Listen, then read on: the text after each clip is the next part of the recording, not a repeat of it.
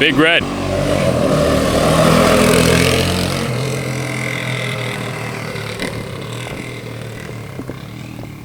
Not sure if that was a submarine or an 83 ATC200X trike.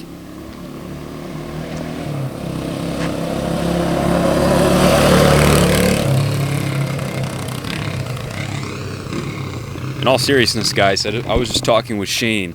In the early 80s, Yamaha made some revisions to these singles. Higher compression ratio, more aggressive cams.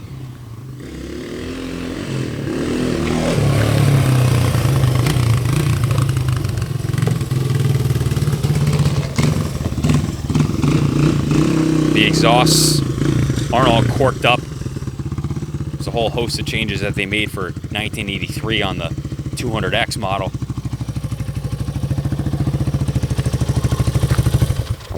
Here's one we struggled over, saying, should we keep this and ride it around because it's so much fun, or should we sell it? It's extremely rare, mint original Honda ATC200X. Usually these were ridden into the ground because they're so much fun to ride.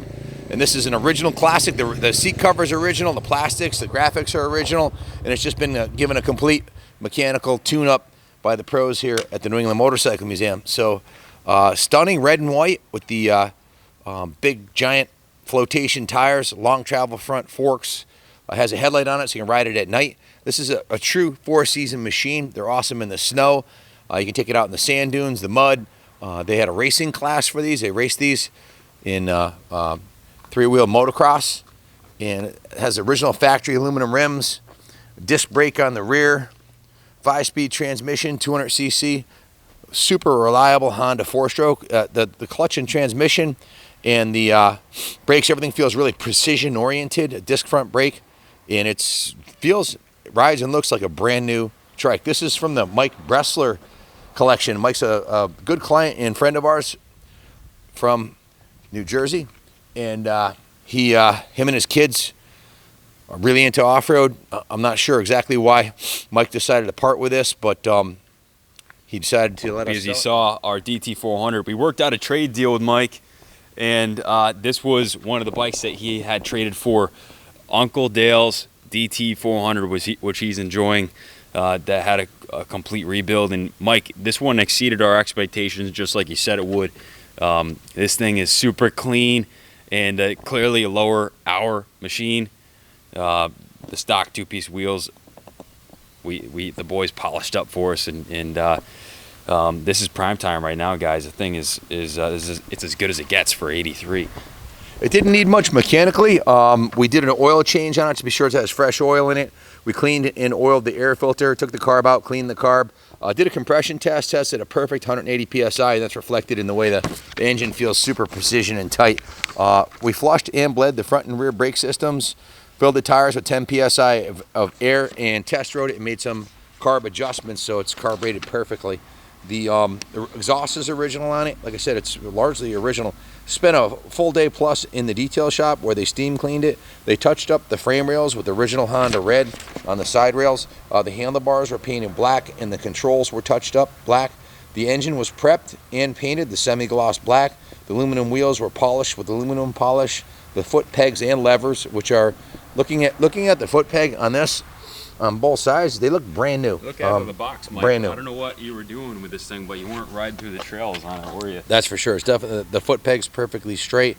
The exhaust was repainted. The flat black. Ronnie worked on this one for 9.5 hours in the detail shop. Not a lot in parts. It was mostly labor. The work order came out to $1,307, and she's ready to go. It has VP 110 non-ethanol fuel. That's all we run on our bikes here, so there's no issues with ethanol. Maxima foam air filter oil, new Maxima DOT4 brake fluid, new Maxima MTL transmission lube, and a brand new spark plug, DR8 ESL. So that about summarizes it. Didn't need much. A little TLC, full day plus here in the shop, and she's ready for another 30 years. Look at the bottom of this. Look at the bottom of this bike. I mean, this is what I always. Can you tip it over for me? I will. Yeah. This is. I always look at the bottom of, especially ATCs, because these things, you can run over trees with these things, and really impressed with the condition on the bottom side of this ATC. Usually those get smashed in. How's the bottom of the motor look there, Junior? It's beautiful. like it just came out of the box, as does the shifter. Usually the plastics get all beat up from hitting trees. Mike lives in New Jersey, so they didn't ride it much there, mostly around the yard as far as I know. Well, Mike's got a lot of toys, so that's worth noting as well. So this wasn't their primary ride or anything like that, but definitely a looker. So There's something about the red and white, the red fenders, the white and the chrome wheels, where I kind of fell in love with it, love it first sight. And if we were to keep a trike, I think this would be it. They're a lot of fun and virtually indestructible, trouble-free. The chains and sprockets look brand new. The tires are in mint shape. The brakes work perfectly, needs nothing. Kaplan America approved. Buy this one with confidence. It's a classic. They don't make these anymore. There's a whole cult following on these, and they're going up in value, not down. So it's an investment quality bike. I was a junior in high school when this bike was new, 1983. So it's a classic. Good luck bidding on it. God bless America.